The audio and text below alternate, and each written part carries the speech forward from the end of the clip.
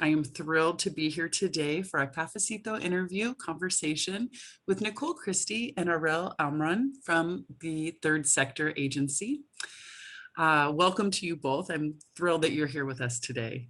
Welcome, everyone. Thank you for joining us. My name is Dr. Eliana Ramirez. I'm the director of the CARE Crisis and Recovery Enhancement TA Center.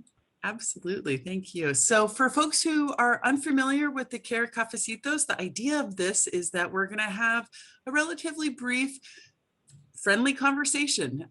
Many of us are missing being in person at work and the proverbial water cooler or staff lounge area where we tend to have kind of relaxed conversations with colleagues that sometimes can have really profound impacts on the direction of our work. For the CARE TA Center, we are funded through Mental Health Services Act funding to provide crisis continuum of care and justice diversion, training and technical assistance to the behavioral health departments in the counties across the state of California.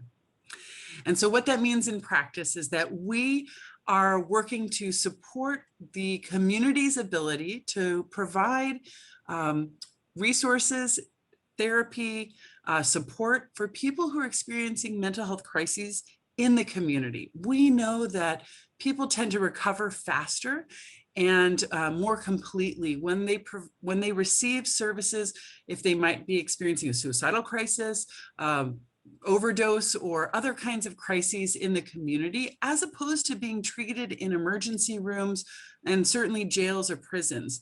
We know that when we feel most comfortable, when we're surrounded by people and environments that are culturally responsive, and when we have the most autonomy to make our own decisions, that's when we're able to pursue our own recovery. And in moments of crisis, it's even more important that we're experiencing that kind of trauma-informed, person-centered experience. So we have invited Nicole and Aurelle to talk to us today because they're doing really exciting work regarding FSPs, full service partnerships. And I get really nerdy about this. They're doing especially exciting work around data and how data can drive the work that we do to support people who are living with serious mental health challenges. So I'll start by inviting our guests today to tell us a little bit about Third Sector and then the work that they're doing in particular regarding FSPs. Great, thank you so much. So I am a director with Third Sector in our San Francisco office. And Third Sector is a 501c3 nonprofit consulting organization based in San Francisco, Boston, and DC. And we work with governments, service providers, and communities to leverage data and lived experiences to improve social outcomes. So I've been with Third Sector for about 2.5 years, and most recently co-leading with Aurelle this multi-county collaboration that we're excited to talk to you a little bit about today. Aurelle, I'll pass it over to you to introduce yourself as well.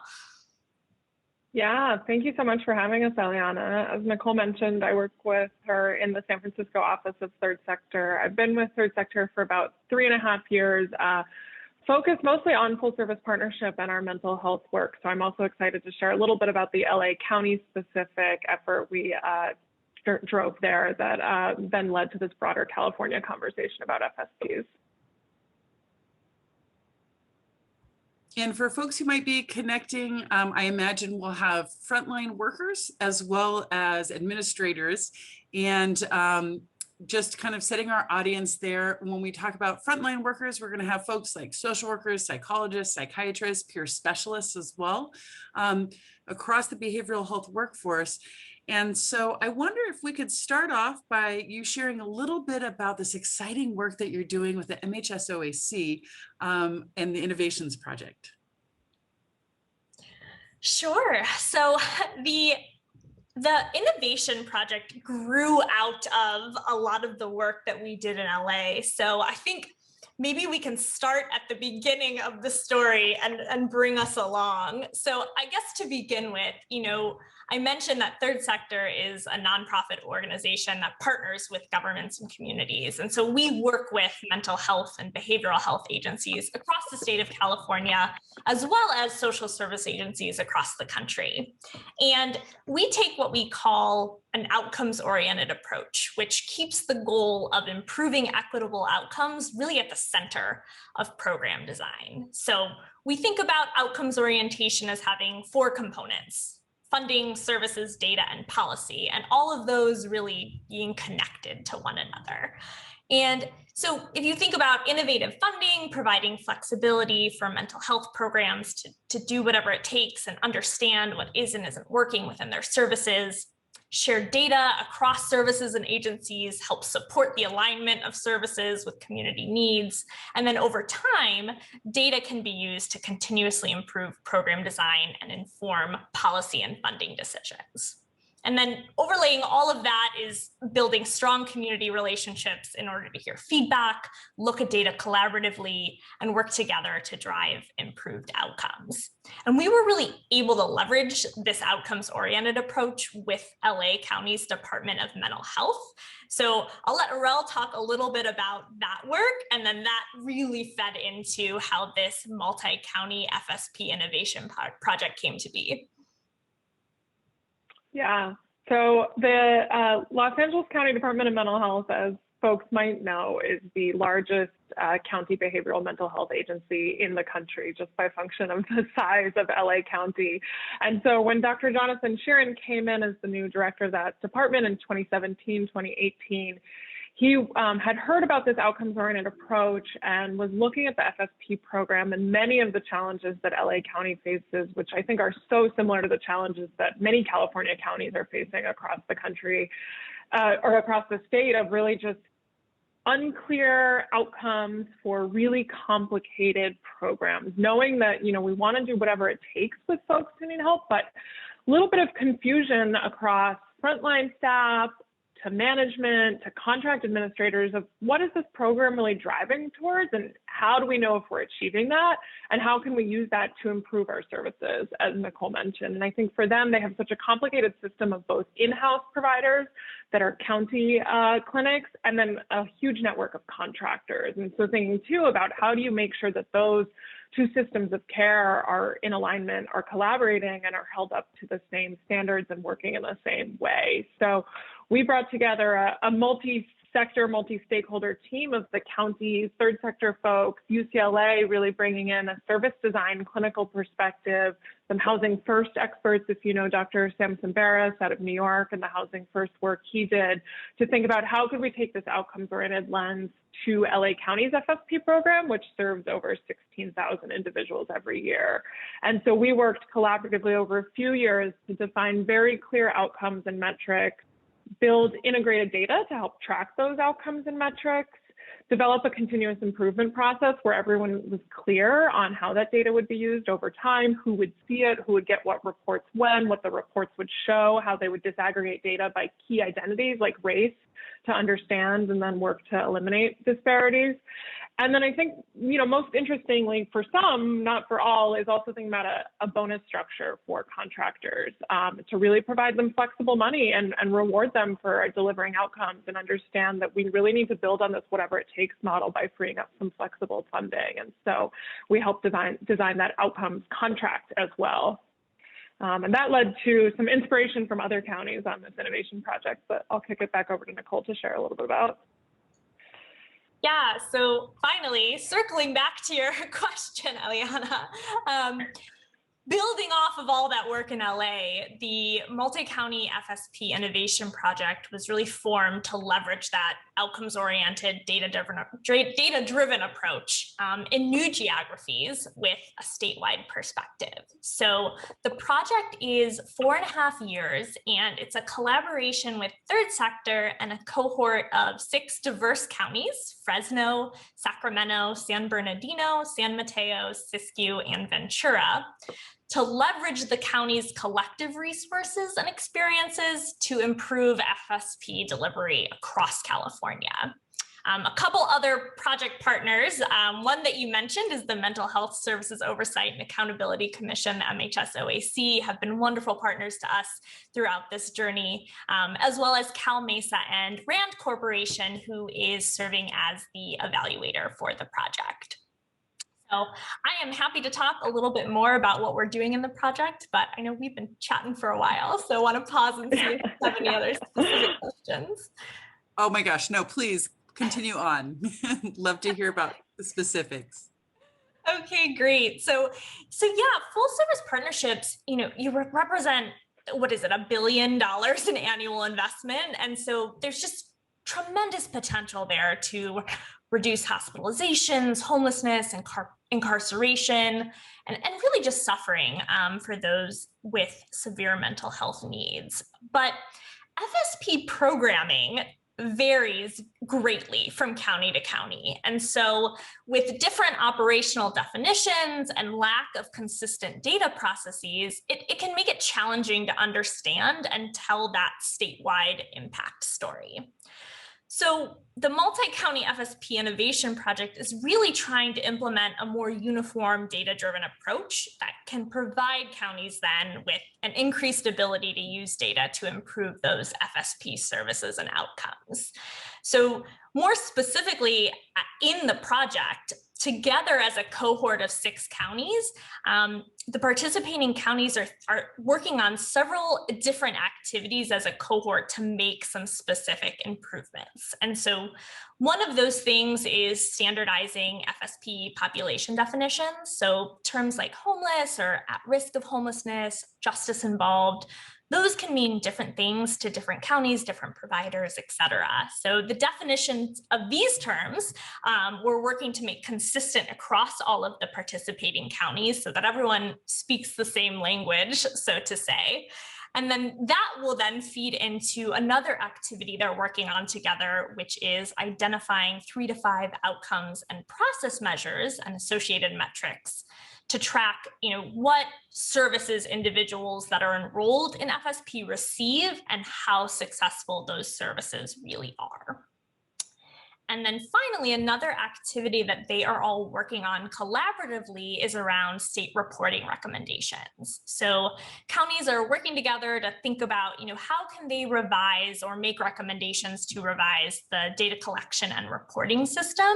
And so that might look like, changes to forms or metrics or the format of reports that are shared with counties in order to really increase the usefulness of statewide data and reduce some of the reporting burden that we know many face in this work. So overall, as a result of these activities, the counties will hopefully have more comparable and actionable FSP data that can be used to identify and also share and disseminate FSP best practices, and ultimately just make services and outcomes better for those that they're serving. And I guess I can mention one other thing. I talked a little bit about what the counties are working on together as a cohort, but each of the counties are also working individually to make improvements to their FSP programs within their local county context. So that's going to look different for each individual county, of course. But to give a little example of what one county is doing, San Bernardino, they realized their different FSP programs have different referral forms and referral processes. So they're really working to try to standardize that across their own county so that client information is being collected and shared uniformly, clients aren't receiving overlapping services, and also so that clients are receiving warm handoffs and transitions if they're ever moving between programs. So we're just about a year into this, a little bit over a year into this project now. And so all these activities are currently underway. So we definitely have some lessons learned to date, but we will hopefully have a lot more to share as well in the years to come. I have been so excited to chat with you because of that systemic approach and thinking about the communication within and across counties. And in the context of the crisis continuum of care, those handoff points are so critical. In addition to, of course, as you know better than most, the efficacy of services, but also from a trauma-informed perspective.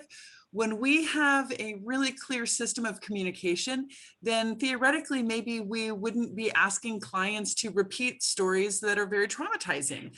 Or we might be able to ensure that we are immediately meeting the most pressing need as it arises. And of course, in a crisis moment, if somebody is experiencing suicidal crisis, for example, we want to be very careful that we're not escalating the situation, but instead helping them to down-regulate in the moment, in the spot.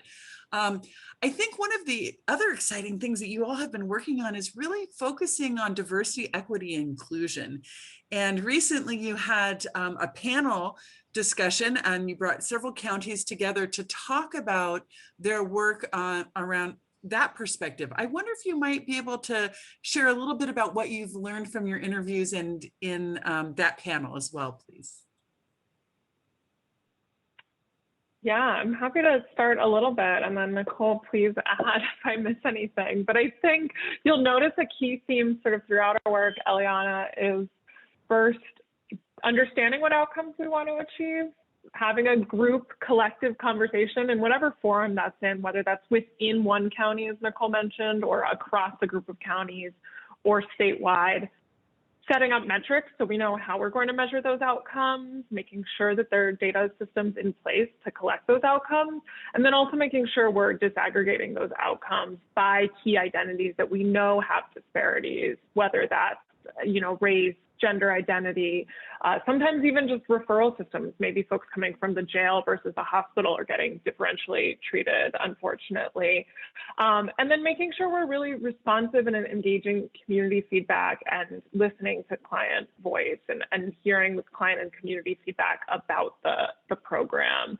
And so I think at the center of our approach to racial equity, and I think we know that this is just one piece of the overall racial equity and DEI puzzle, but we're big on understand what's going on, agree on goals, and then continuously look at that data to measure that. And I think that's much of why we were so excited about the panel, is because counties in that panel shared a few examples of how they've responded to community feedback and worked to get better data on what's going on locally. But again, just spoke about this challenge, as you mentioned, Eliana, of looking statewide and just feeling like there's apples to oranges. And so we're really excited by some of that collective work that Nicole shared to be able to look comparatively across counties and start to learn from each other's innovations and really make things apples to apples instead of apples to oranges. And I think it's such a balance between that local context versus the statewide conversation and quantitative data versus qualitative feedback that we're getting from consumers. If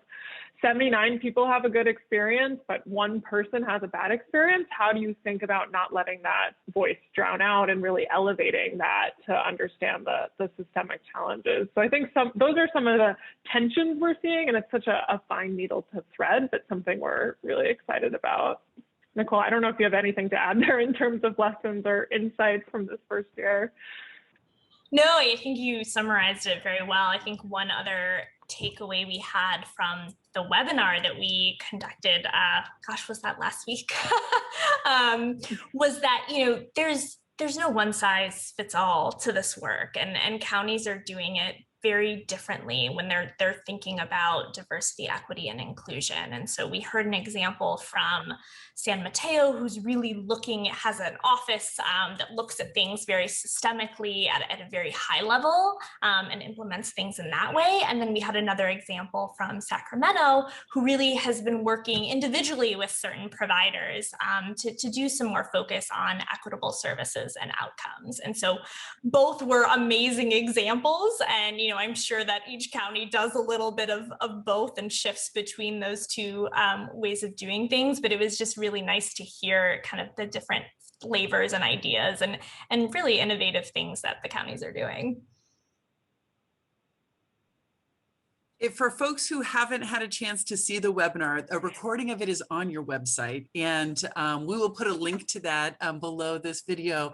I highly recommend people checking it out. It was really insightful to hear folks who are behavioral health providers, as well as people with lived experience, talking from both perspectives. And I really appreciate how your work is really focused on human-centered, compassionate, high fidelity guidelines, and especially around ACT. But in particular, you've done some really interesting interviews across the nation, contextualizing this work right now within the pandemic. I wonder if you could talk a little bit about the learnings and tensions that you have identified from national expert interviews. Absolutely. Yeah, it's a conversation we're really excited about because we know California sometimes feels like its own country in terms of size and scale with, almost 40 million people. And truly it is the size of some countries. And then we also know, there's a lot of work and insight going on this population across the country where we can learn from what's been happening in other states and other localities in the United States. So some of the things that I think stood out to me throughout that process of conducting some of those expert interviews, and Eliana, we were so grateful to have your participation in that and kind of the mutual sharing of lessons back and forth, is I think and this is something we saw in LA County too, ended up being really helpful collaborating with LA, is thinking about what are the minimums that we need to see, and then where can we sort of provide recommendations or guidance around best practices, but not write things in a compliance-oriented way. So I think, for example, about field-based services. We know that meeting clients, especially with severe mental illness who are homeless or systems involved, where they're at can be really important to building a sense of trust and safety, whether that's meeting them in their home if they're comfortable, or going on a walk, or meeting them at a restaurant, doing daily activities, being on public transportation with them. And so maybe we want to encourage some sort of field-based services. And of course, there's a tension with resourcing providers appropriately to do that, and making sure that providers have the hours in the day to go meet all the clients where they're at. At the same time, we also know that sometimes coming into a clinic, outside of COVID, can be a really important social activity. And then, what happens when there is COVID and there are restrictions around meeting in person, and how does that impact the client's social behavior? So you've got kind of like these three different triangulations going on. And so an approach we heard from across the country, and I think something that we saw when we were working with UCLA on the LA County FSP guidelines too, is just thinking about how can you set a minimum to just say at a minimum, maybe you should be spending 50 or 60% of your time in the field. Just for example, that may not be appropriate in every county and every context, but that was sort of where we landed on in LA. And then say, for some programs, there's going to be a best practice of spending maybe 80% of your time in the field, because that's what really makes sense for that population in that moment, maybe in a pre-COVID environment. But then, having some flexibility to not say it has to be 80% every week, every single day, like that leaves no room for context and leaves no room for the individual needs. Maybe they need the socialization. Maybe it's helpful for them to come in for group therapy. Maybe a pandemic hits like it did in 2020. Who knows what 2021 has to hold for us, hopefully better things, but you just never know. And so thinking about providing some flexibility on that upper bound while setting some minimum standards, I think is a nuance that we heard both across the country and that we really believe can help drive that person-centered care while also remaining to have fidelity with best practices that we know work and that we want to really spread across counties and the state and the country. So that's just one example. Maybe I'll pause there.